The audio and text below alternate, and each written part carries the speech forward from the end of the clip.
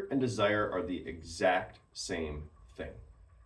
Now, obviously, literally, under traditional definitions, fear and desire seem like they might be opposites. But what I'm saying is, what they are in the brain, there's the same underlying phenomenon, essentially. Let me explain. The human brain, this guy up here, is just a big prediction machine. That's what we're constantly doing. If you throw me a ball, I'm looking at it, I'm gauging the trajectory, I'm making a prediction because my senses are a little behind reality. So I have to predict where that ball is going to be so I can catch it.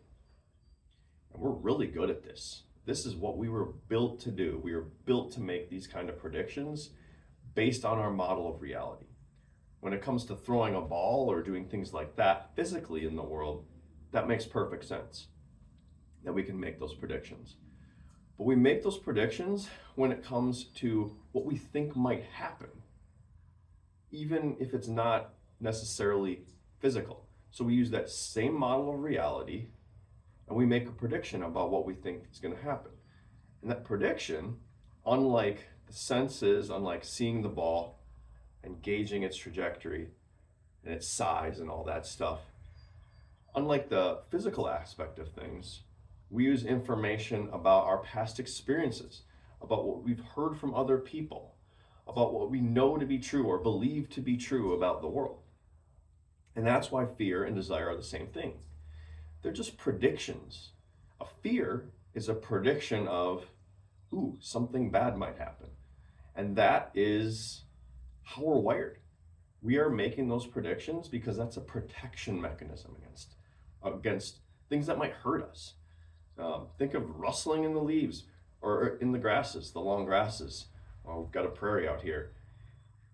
If I hear a rustle, I get afraid. I was cutting down some big weeds the other day and I heard a rustle. It turned out to just be me moving some big weeds.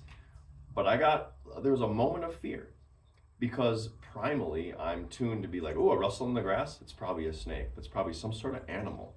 And even like visually seeing something move in the grass, even though again, it was just grass moving, my brain filled in the gaps and said, there's an animal here, there's something going on, you need to be afraid. Desires are the same thing. It's just the flip side, two sides of the same coin.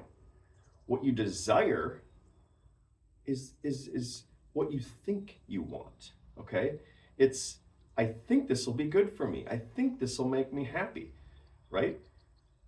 That's a prediction. That's just based on what we see, based on what we know. And when it comes to scrolling on your phone, these things are the problem. Our brain is making predictions about what we want. So we're gathering information, what we think is information. So when it comes to doom scrolling, we're gathering lots of information about potential things that are going to threaten our existence or that are going to be bad for us, what we think is going to be bad for us. So we seek out more information, that's kind of how we're wired, to make those predictions better. But again, that's information. So what you're getting might not be real. It might not be reality. It might not be good information. Garbage in, garbage out.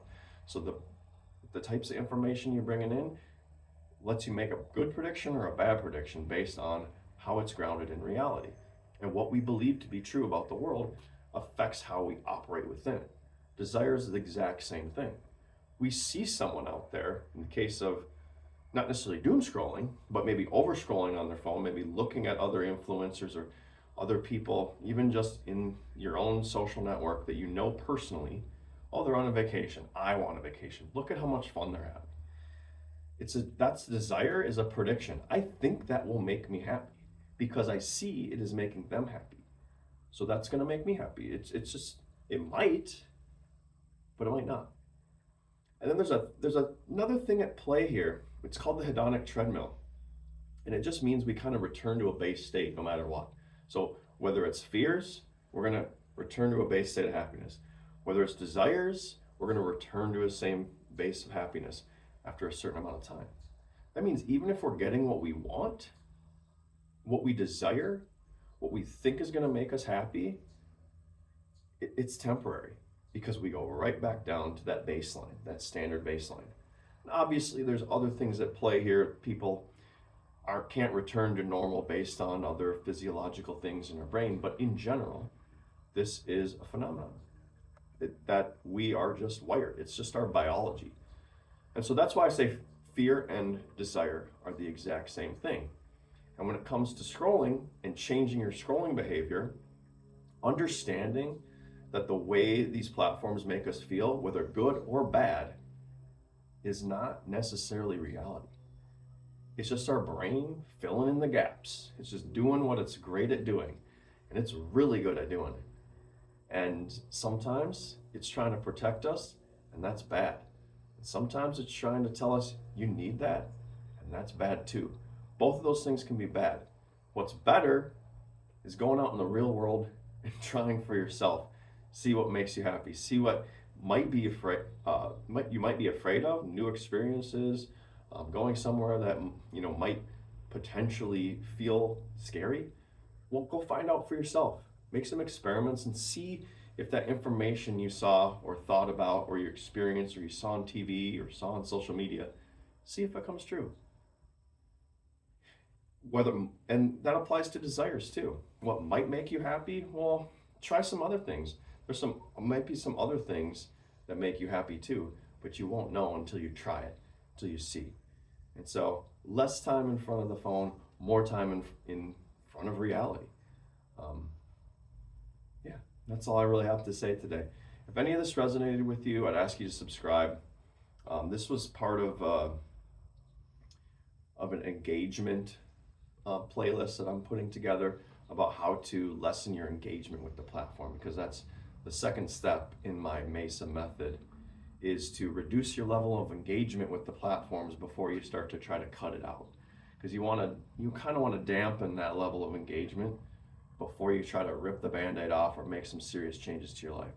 Subscribe if you want to hear more about that. And also, if you know anyone in your life that's dealing with an issue like this, tell them about the channel. Tell them I'm out here trying to help people. Trying to post 3 times a week, tons of content related to helping people with their over-scrolling issues. Really passionate about it, so can't wait to see you again. Thanks a lot. Appreciate you. Until next time.